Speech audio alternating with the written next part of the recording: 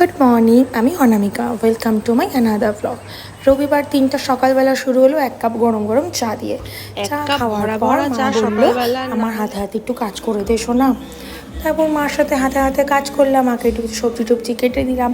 তারপর গান শুনলাম, ফুল সাউন্ডে গান চালিয়ে। রবিবার দিনের আমার রুটিন, গান তো শুনতেই হবে। তারপর স্নান করে নিমকি নিয়ে এক বাটি বসলাম। নিমকি খেতে খেতে ভাবছি আজকে কী সিনেমা দেখা যায়। তারপর ভাবলাম 11 দেখি। ফেসবুকে 11-এর ট্রেলারে টিজারে ছয়লা। দেন আমি 11 চালালাম, তারপর লাঞ্চ করলাম। লাঞ্চ করতে করতেও 11 দেখলাম। লাঞ্চ করার পর দীপাঞ্জন আমাকে ফোন করে বললো, বনি রেডি হও, বেরোবো। আমি একটার পর একটা ড্রেস পরে ট্রায়াল দিলাম, দেখলাম যে না, এটাও ফাইনাল করে বেরিয়ে গেলাম দুজনে মিলে। সোজা চলে গেলাম সোদপুর ঘাট। সোদপুর যাওয়ার পথে দেখো সন্ধে হচ্ছে, কি সুন্দর লাগছে, পুরো আকাশটা নীল হয়ে রয়েছে। গঙ্গার ঘাটে গিয়ে এক কাপ গরম গরম চা, একটা ভুট্টা, একটা পাঁপড়, এগুলো খেয়ে আবার রিটার্ন আসলাম। দেখো ওর অবস্থার কথা শোনো। প্রথমবার এসেছি আমি এখানে, আগে তো সোদপুরে আসিনি, বাংলাদেশ থেকে কালকেই ফেরত। তুমি এরকমভাবে বললে তোমাকে তুলে নিয়ে চলে যাবে বাংলাদেশে আবার ফেরত। পাসপোর্ট আছে, তুলে নিয়ে যাবে কেন? কোথায় পাসপোর্ট আছে? বাড়িতে। আমি কি পাসপোর্ট পকেটে নিয়ে ঘুরে বেড়াই? পাসপোর্ট আছে তোমার? বাংলাদেশের আছে না, আধার কার্ড আছে আমার। কি আছে? আধার কার্ড আছে? তাই বাংলাদেশে আটা খেয়ে ঠিক পোষায়নি, তাই দীপাঞ্জনকে বললাম বাড়ি ফেরার পথে কল্যাণী হাইওয়ে যাব, গিয়ে এক কাপ চা খাবো, খেয়ে তারপর গেলাম দীপাঞ্জনের বাড়িতে গিয়ে দেখি একজন নতুন অতিথি অ্যাকোয়ারিয়ামে। সেই ওর সাথে একটু খেলা করে শুরু হয়ে গেল আমাদের গুড্ডির কাণ্ড কারখানা। মানে সে আর কি বলবো, এই বাবেল গান আর বাবেল টিউব, এই দুটো নিয়ে তো ও মাতামাতি। সেই যে দীঘা গেছিলাম, দীঘা থেকে ফেরার সময় এই বাবেল গানটা আর বাবেল টিউবটা নিয়ে এসেছিলাম। দুটো বাবেল টিউব নিয়ে এসেছিলাম, এখনও চলছে। এটা করলেই ও এরকম করে, যেন মনে হয় বাবেলগুলো ধরতে যাবে, খেতে যাবে, এরকম করে।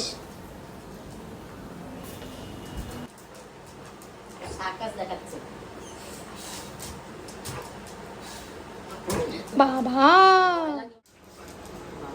মায়ের হাত থেকে দীপাঞ্জন নিয়ে নিল যে মায়ের হাতে বাবেলসগুলো ছোট্ট ছোট্ট আসছে বা অল্প আসছে। তারপর দীপাঞ্জন শুরু করলো এই বাবেল নিয়ে। কুট্টির সাথে সাথে ও বাচ্চা হয়ে যায়।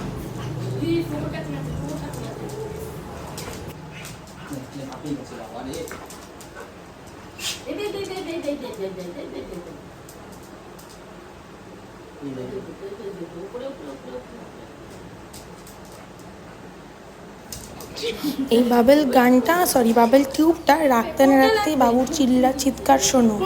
এত জোরে জোরে চিল্লাচ্ছে, পুরো বাড়ি মাথায় করবে। কোনটা তাকিয়ে আছিস কিসের দিকে?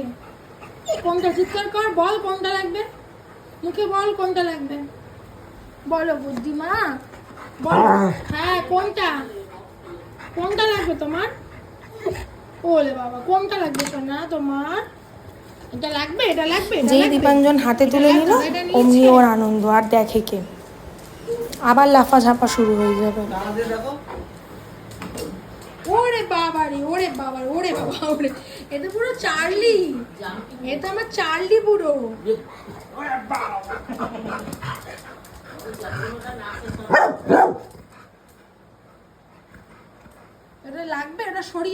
দীপাঞ্জনও ওর সাথে বাচ্চা হয়ে যায়। আবার দেখো এই বাবল গানটা কেন ওটা নিয়ে করুক, বাবল গানটা নিয়ে আবার করবে, আবার লাফাবে ঝাপাবে। কদিন আগেই বেচারির খুব শরীর খারাপ গেছে, প্রচণ্ড ভুগেছে। ডাক্তার দেখিয়ে ওষুধ খেয়ে ও সুস্থ হয়েছে। ডাক্তার একদম বলেছে লাফানো ঝাপানো একদম করা যাবে না, বাইরে বের করা যাবে না। দেখো ওর কাণ্ড, কে ওকে আটকাবে? ও তো লাফাবেই আর ও চিৎকারও করবে জোরে জোরে।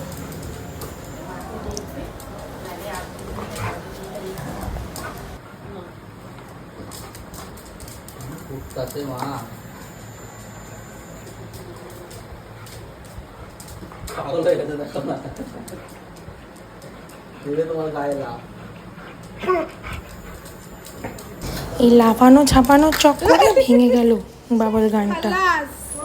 তারপর এটাকে আবার ফেভিকুইক দিয়ে জুড়ে তারপর আবার চালাবে, আবার গুড্ডি লাফাবে। নিচু করে দিতে গেছে, ঝাঁপ মেরেছে, শেষ। কোথায় যেন লাগানো ছিল।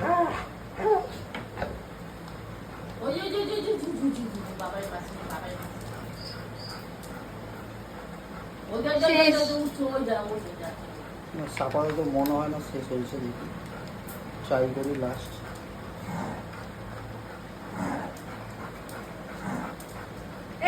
তো নষ্ট হয়ে গেল গুড্ডি, নষ্ট হয়ে গেল তো এটা। এবার দেখো ওকে ভয় দেখানো হচ্ছে, কিন্তু ভয় আর ওকে না শোনার না, উল্টো ও ভয় দেখায় সবাইকে, যে মা বকতে যাচ্ছে ও মার উপর চিৎকার করতে যাচ্ছে, মানে আমার উডবি শাশুড়ি মা, দীপাঞ্জনের মা।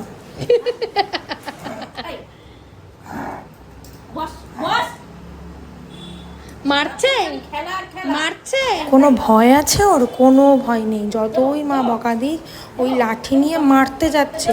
যদিও বা মা মারে না, কারণ ওকে ভীষণ ভালোবাসে, কিন্তু ও লাঠিকে ভয় পাবে না, ও মাকে ভয় পাবে না, ও কাউকে ভয় পায় না। যখন জেদ চাপে, তখন যে জিনিসটার জন্য জেদ চাপছে ও সেই জিনিসটা লাগবেই।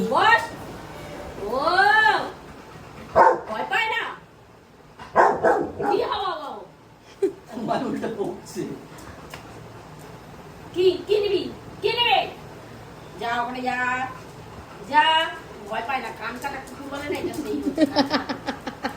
ভয় পায় না, ওটা দাঁত দিয়ে এমন কামড়ালে গাটা পুরো ফুলে কেটে দাঁত দিয়ে গেল। কামড়ায়নি, ওটা ওই তো ঢুকে ওই গেছে। থেকে গানটা কেটে গেল। এই গুড্ডি দেখো, আবার অবস্থা, চিল্লাচ্ছে। ওই বন্দুকের সামনে গিয়ে এবার যেই দীপাঞ্জন বলবে যে আমি চেন নিয়ে ঘুরতে যাচ্ছি, তারপর ওর কাণ্ড দেখো, ওর তখন চিৎকার, লাফানো, ঝাঁপানো সব বন্ধ হয়ে যাবে, তখন ও চেন নিয়ে ঘুরতে যাবে। চেন কই, এখন যেই বলেছে চেন নিয়ে বেরোবে, অমনিও দেখো শান্ত বাচ্চার মতো যেন ভাজা মাছটা উল্টে খেতে পারে না, এমন করে চুপচাপ বসে থাকছে। ভেবেছে চেন মেরে নিয়ে যাবে। তো বলে গেছিস? দীপাঞ্জন কাকে নিয়ে যাবে, কাকে ঘুরতে নিয়ে যাবে চেন বেঁধে? কিন্তু ওকে নিয়ে তো বেরোনো যাবে না, কারণ ডাক্তার ওকে একদম না করেছে ঘরের বাইরে বেরোতে। কারণ ওই বাইরে বেরিয়েই ওর ওই বাইরে তো অনেক কুকুর থাকে, তাদের গা থেকে ওই টিক যেগুলো হয় না, ওইগুলো এসে ওর এরকম শরীর খারাপ হয়েছিল। মানে বাড়ির প্রত্যেকে খুব টেনশনে পড়ে গেছিলো ওর শরীর খারাপ নিয়ে, ওই জন্য ওকে নিয়ে মোটে বেরোনো যাবে না। দেন বাড়ি চলে আসলাম, এসে ফ্রেশন আপ হলাম, ট্রানজিশন ড্রিলের মতো ড্রেস চেঞ্জ করলাম, ডিনার করলাম। আজ এটুকুই থাক, কাল আবার দেখা হবে। Good night. যাচ্ছ কোথায়? লাইক, ফলো, শেয়ার, সাবস্ক্রাইবটা করে যাও।